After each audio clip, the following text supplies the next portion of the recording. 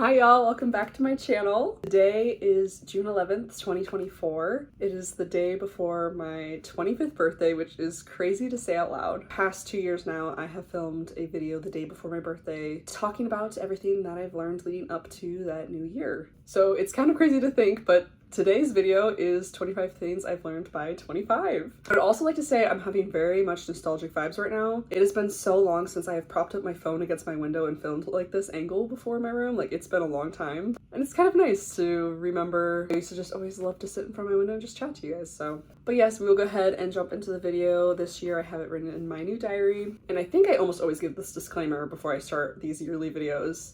Some of these realizations may seem stupid or silly. They are just things that are important and applicable to me. They may not be applicable to you. And B, I will probably dive into some of them heavier, and then some other ones I'll probably just say what that one is and move on. So yeah, without further ado, these are the 25 things I've learned by 25. Number 1, you can always come home to yourself.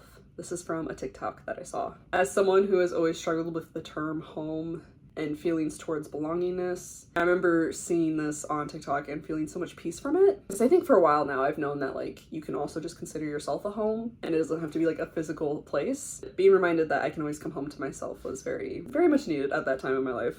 Number 2, we don't erase our trauma, we reduce the impact it has on us. This was also from a TikTok that I saw.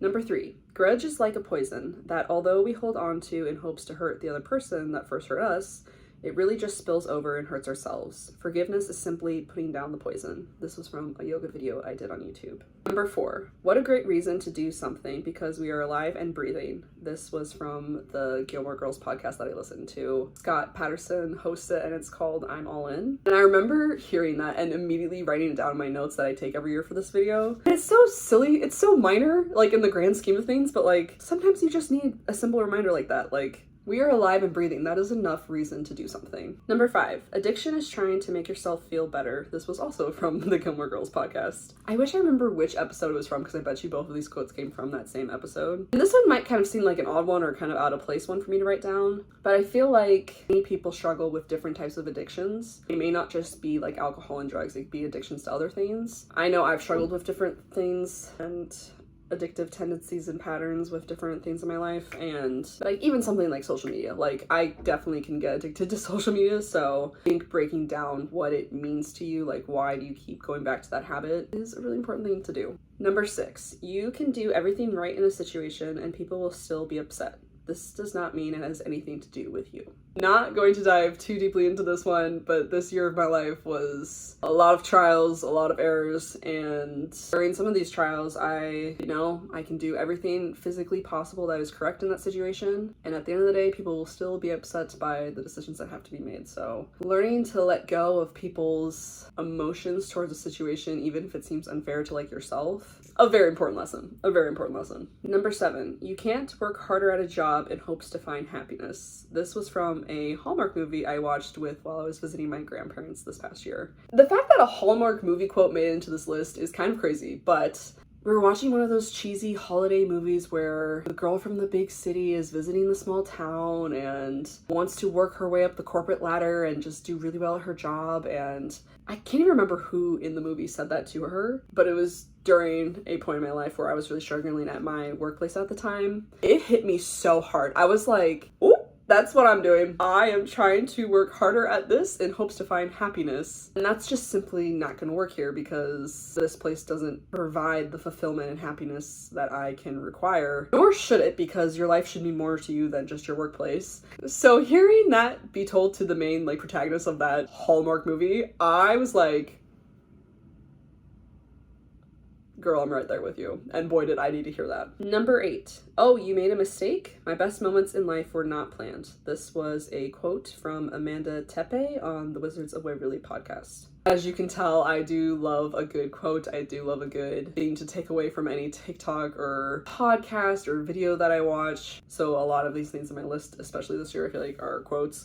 But again, nothing terribly super unheard of or even necessarily impactful about this quote, but just a good reminder that even just looking back on my own life, so many moments of my life were not planned and still so much good that can come from that. Number 9 is also a quote.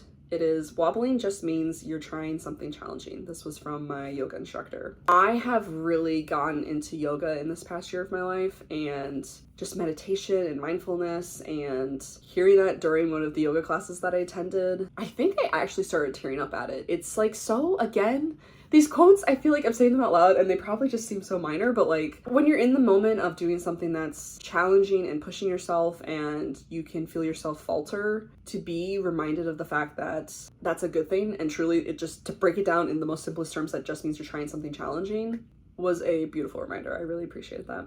Number 10, failing to prepare is preparing to fail. This was from a YouTube video that I watched.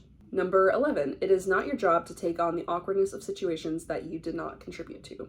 Number 12, it is not your job to prove you are lovable or likable. This one was a heavy one for me this year. Again, just something I generally struggle with is people pleasing and wanting people to like me. But something I keep telling myself, I even told myself this last week, was that not every person you meet is your cup of tea. So why is it my job to make sure that I am everyone else's cup of tea? It's not. Quite plainly and simply, it is not your job.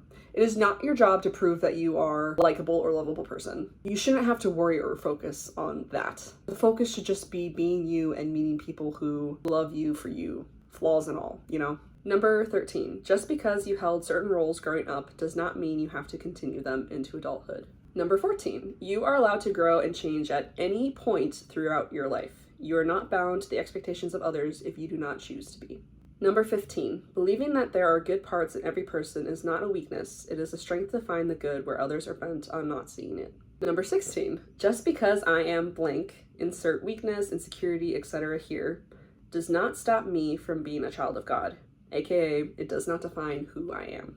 This is one of the more recent realizations I've had this year. Again, I feel like I can really harp on my flaws and letting them define me. And I think just learning that despite having those things, it doesn't negate or take away from the fact of the most important identity that I hold, which is being a child of God. Number 17, the power to have empathy and compassion is a beautiful thing, to feel another human's emotions. That does not make you responsible to fix them. Number 18, allowing yourself to feel whatever you're feeling is what is going to help you to get through the emotions and past the event, because you're not holding on to them to feel better, like in the moment, or to relive them later, etc. This is one I still struggle with, and I'm still relearning and trying to teach myself, and just with the different conversations I've had over the years about like reliving emotions, reliving trauma, re-guilting yourself after past events. A big part of healing is truly making sure that you are allotting yourself time to process the emotions and to feel them through. Because if you decide to just harbor them and to hold on to them for later at another time, and you never actually get to that time point, then you're just going to keep festering them because you've never fully just let yourself feel them and just feel them out. You have to work through the stages of those feelings, just like the stages of grief. Like, you have to work through all those stages in order to get through it. Number 19 is one I've already touched on, but it's your job does not have to define you. Number 20 is a quote. It's to get right with your mind. It is from my fitness yoga / bootcamp instructor that I have at the Y. I have definitely mentioned this during my 75 soft vlogs. I think about this quote all the time, whether I'm in her classes or out of her classes, but just the idea of getting right with your mind. Such a short phrase, but such an impactful one for me, especially as someone who struggles with a lot of negative self-talk. Getting right with your mind, asking yourself, why am I doing this? And making sure that you are telling yourself the good things, because your mentality really affects how you view your life. And especially the second half of this year for me, my life has done like a 180 in terms of like my mental health and mentality towards my life in general. I truly feel like I've done so much healing, and I'm still learning how to heal and like learning how to have a better outlook on life. And this simple quote really has really stuck with me. So make sure you get right with your mind. Number 21, if we can't learn to be a safe place for ourselves, then the world will never be a safe place for anybody, and no one around us will ever feel safe. This was from a podcast that I watched on YouTube. Again, kind of touching back onto like the whole topic of home and feelings of belonging.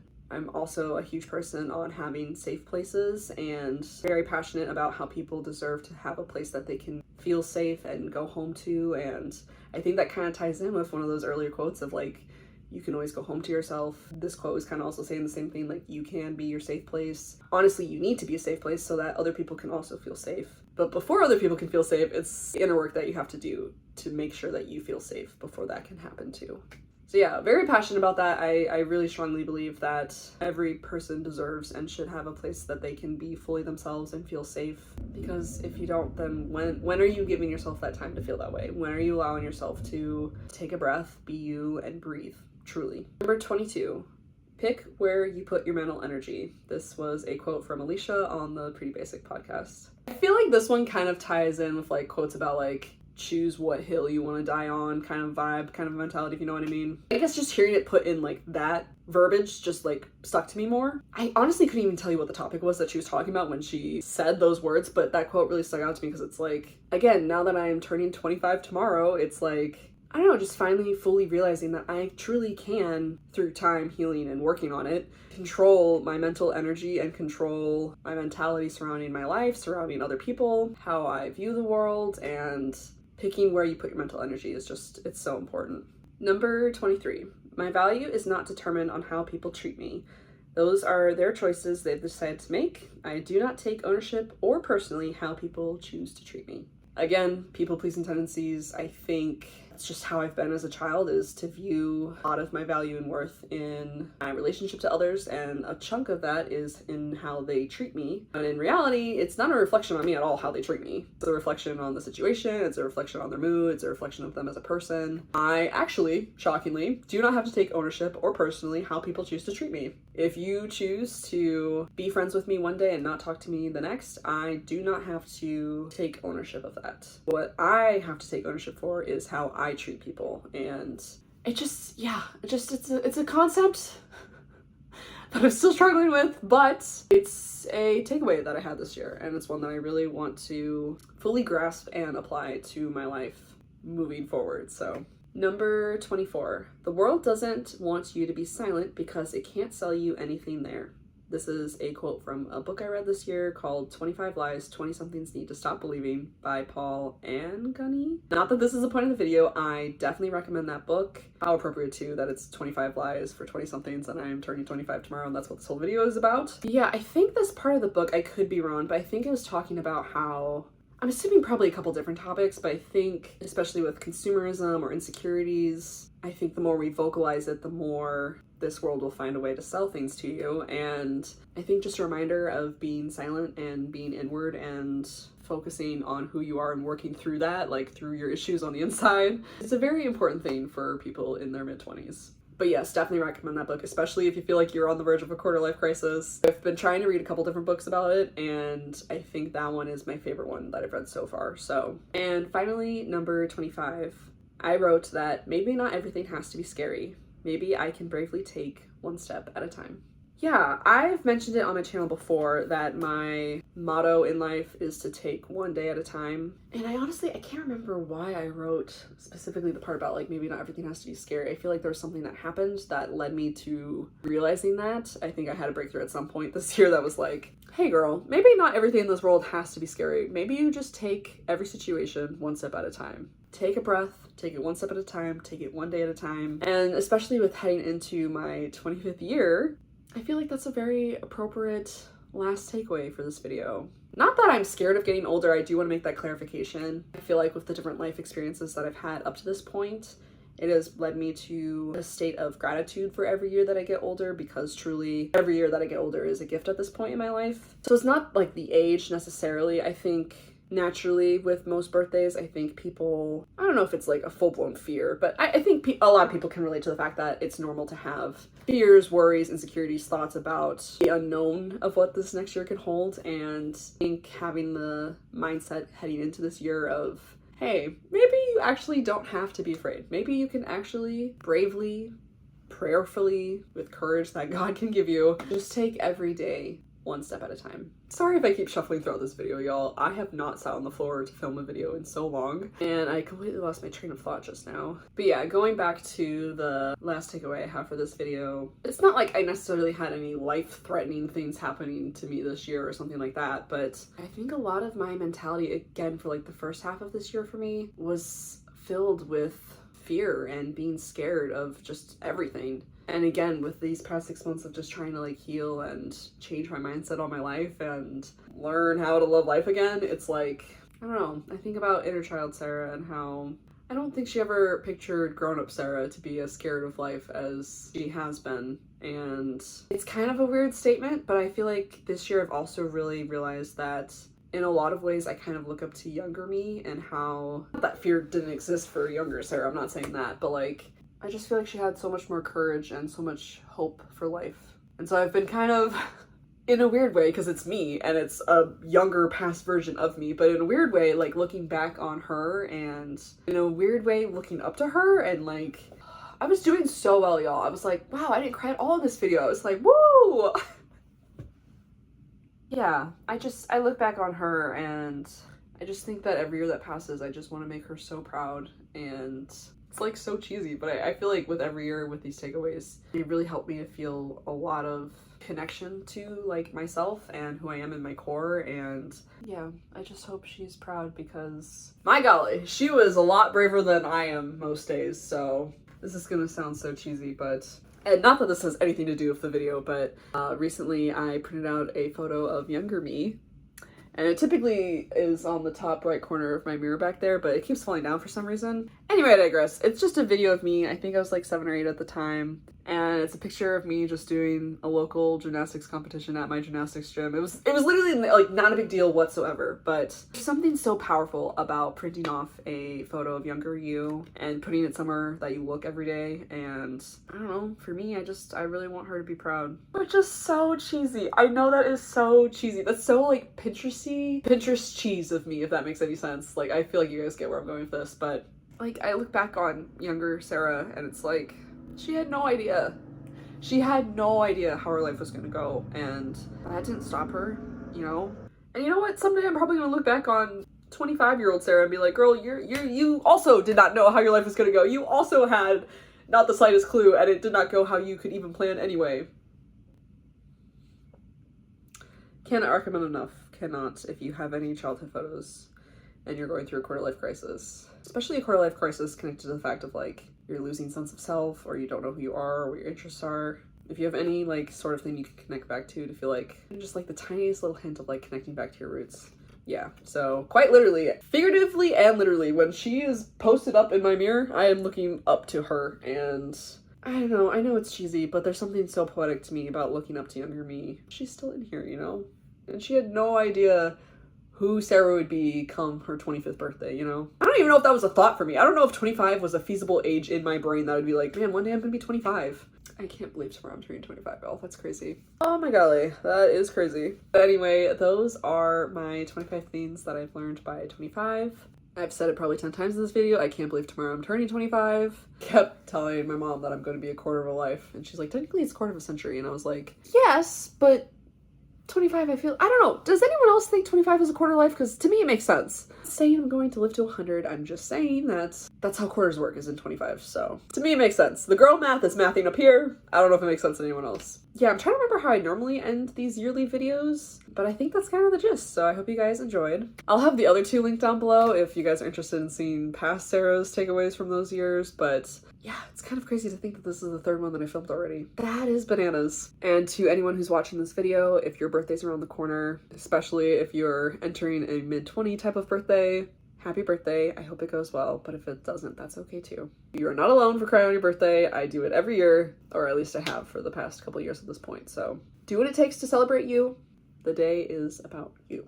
But anyway, as always, I hope you guys are having a good day. Birthday or not, I hope it's a good one. But if it's not a good day, that's okay too. I will catch you guys in the next one. Bye!